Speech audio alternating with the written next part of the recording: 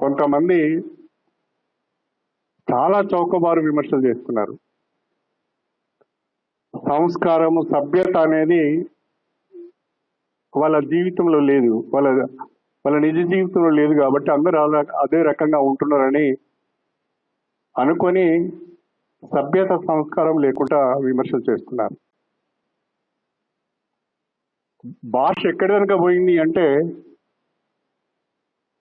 ఒక post graduation చదివిన వ్యక్తి, ఒక మెడిసిన్ చేసిన వ్యక్తి, ఒక ఇంజనీరింగ్ చేసిన వ్యక్తి, ఒక అడ్వకేట్గా పనిచేసిన చదువుకున్న వ్యక్తి కూడా హోందాతనాన్ని కోల్పోయి, మానవత్వాన్ని కోల్పోయి, రాజకీయంగా మాట్లాడవలసిన విషయాలను వ్యక్తిగత దూషణలకు దిగజార్చే ప్రయత్నము, రాజకీయ వ్యవస్థను భ్రష్టు పట్టించే ప్రయత్నం జరుగుతున్నది.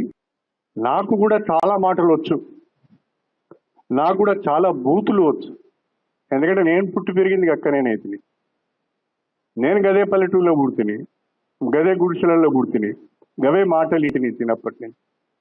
కాకపోతే తర్వాత కాలంలో ఇంత చదువుకొని కొంతమంది మీలాంటి మేధావులతోని కలిసి తిరిగి కాస్తో కూస్తో జ్ఞానాన్ని సంపాదించుకొని సభ్యతను నేర్చుకున్నా కాబట్టి కొన్ని మాట్లాడాలంటే ఇబ్బందిగా అనిపిస్తుంది, సిగ్గు అనిపిస్తుంది నాకే. వాళ్ళు మాట్లాడిన మాటలు ఉచ్చరించడానికి కూడా నాకే సిగ్గు అనిపిస్తుంది. అది వాళ్ళ విజ్ఞతకు వదిలేస్తున్నా నేను.